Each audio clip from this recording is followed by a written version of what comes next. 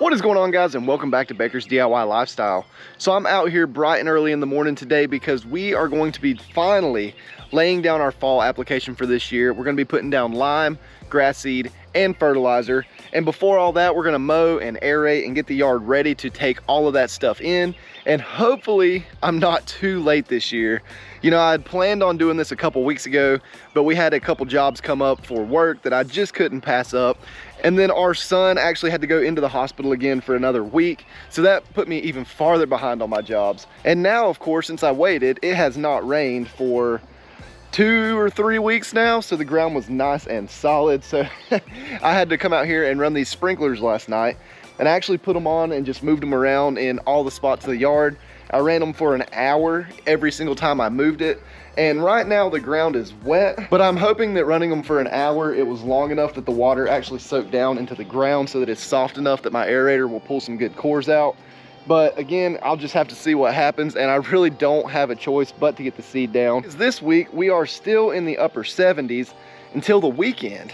So this weekend, our highs are gonna be right at 60 degrees, which is absolutely insane. It went from 90 to 60 in a matter of about 10 days. So welcome to North Carolina. That's just how the weather goes here. But the good thing is, when I get the seed down now, I know that in October we'll still have a few warm days, probably in the 80s, and that should get the seed coming up and growing pretty good, as long as I make sure we are ready to go this week. So we do actually have some rain coming up in the forecast this weekend on those 60-degree days, which will be good. What I'm gonna have to do until this weekend is just come out here, move my sprinklers around, keep the seed nice and wet until the weekend when it's gonna rain pretty much every day, so it'll keep it wet for me. But I also have 4 other yards that I'm hopefully gonna be working on this week and trying to get all the seed down before the weekend, because those yards won't be irrigated. I've got to get that seed down before I know that it's gonna rain. But with that, now I got the sprinklers out of the way, so I'm gonna go in the garage, get the mower fired up. I'm gonna mow it down to 2 inches one more time. That way it's nice and short before we do our aeration. And then I'll go into the steps after that in order to get everything thrown down. So here we go. All right, guys, so we just completed our scalp down. We've got the whole yard down to 2 inches. And it's looking pretty good. So I was scared that not mowing it for 2 weeks that I was gonna come back and scalp it down to 2 inches and I was gonna get a bunch of clumps, wet grass and stuff whenever I mowed it.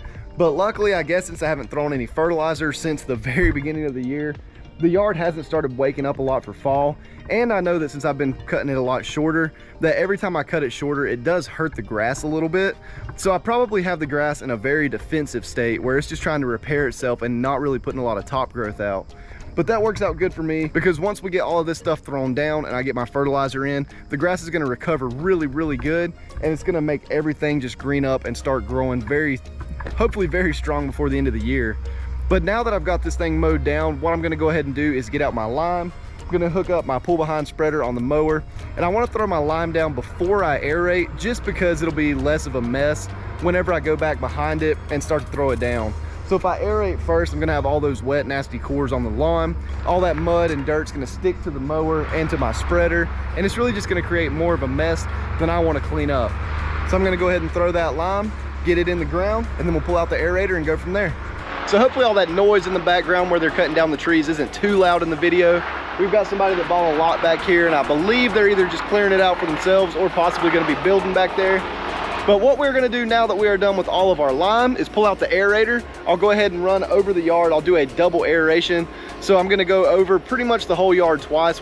So these pull behind aerators are a great option because you can just go to the store, buy them. They're not super expensive. And then all you have to do is take your grass seed or your fertilizer bags, throw them on top, and that'll give you the weight to go ahead and push all the cores into the yard. So I'm gonna go ahead and get my other spreader unhooked, get the aerator put on, and get to work. All right, guys, so our aeration is completely done and we are ready to go ahead and throw down some seed. So my seed of choice is always gonna be GCI turf. I'm gonna be using their cool blue for the front yard. So that is the tall fescue Kentucky bluegrass mix. And then the backyard, we're gonna be putting down the blue heat. And that is the 100% Kentucky bluegrass blend. So this year, that Kentucky bluegrass was really, really hard to get. And I'm sure it was a combination of Pete showing everybody how awesome that Kentucky bluegrass can look in North Carolina, and also the fact that I know the seed was kind of scarce this year and it drove a lot of the prices up and made it harder to get. But I went ahead and snagged two 10-pound bags. I wish I would have got a 25-pound bag because it would have gave me just a little bit more seed for the backyard. But luckily with that Kentucky bluegrass, since it spreads by itself, I'm just gonna focus on the spots that really need the seed and then get a little bit more mixed in throughout the rest of the yard. But hopefully the thicker spots of the yard will go ahead and fill themselves in. And by next year, we'll have a solid, thick stand of turf. So with that, I'm gonna go ahead and get this stuff poured in the spreader, get it thrown out. And then once we get done with that, I'll show you the fertilizer that I'm using this year and we'll get it thrown down too. So let's go.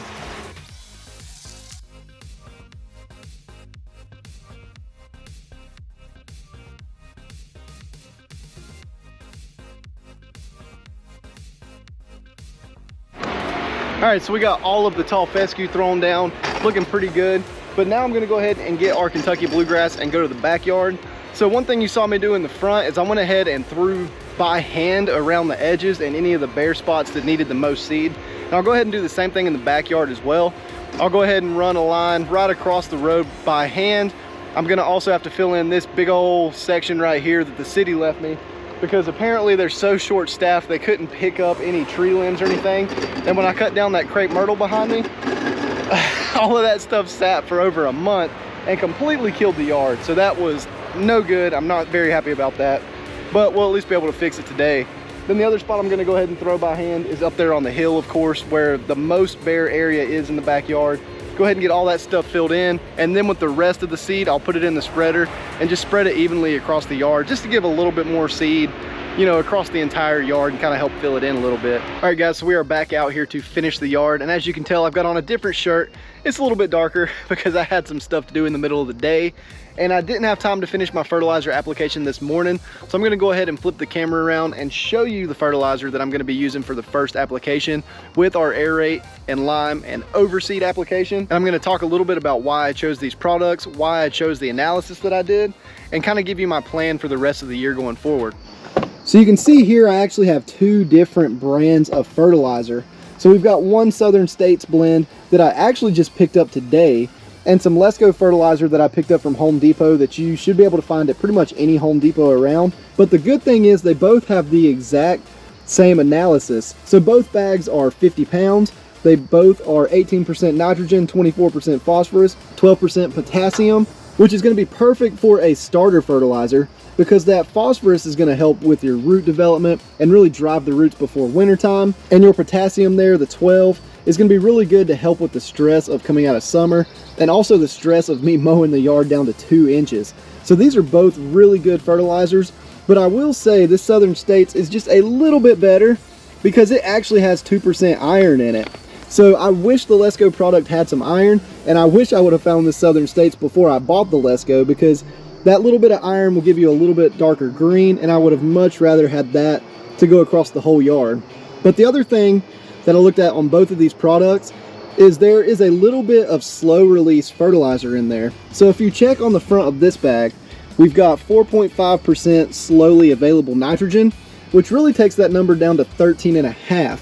And I'll explain all that as you're watching me throwing it so that the video doesn't get too long. But this bag is also the same way.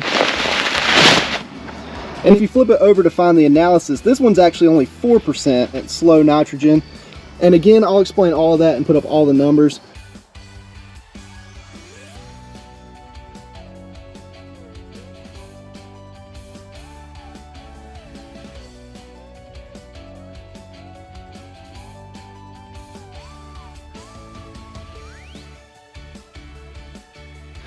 Alright guys, so that is it for this video. We went across the entire yard. We did our Aerate, our Lime, our Overseed, and our fertilizer. And tomorrow, Hurricane Ian is going to start hitting North Carolina.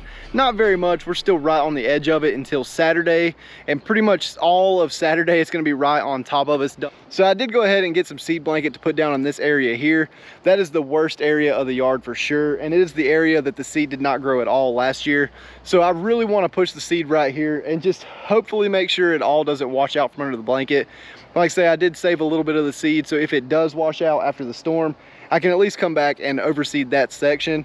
And once we get some grass growing, hopefully it'll be able to fill itself in. But down here on the bottom, I'm okay with all of it down here if a lot of the seed washes away, because I did already have good growth on the bottom half of the yard.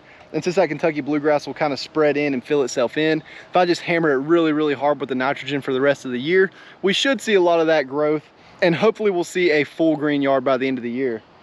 But with that, I hope you guys enjoyed this video. And if you like this content, please be sure to subscribe and hit the like button so that it helps spread all of this information across all of YouTube. And with that, I'll see you guys in the next video. Thanks for watching.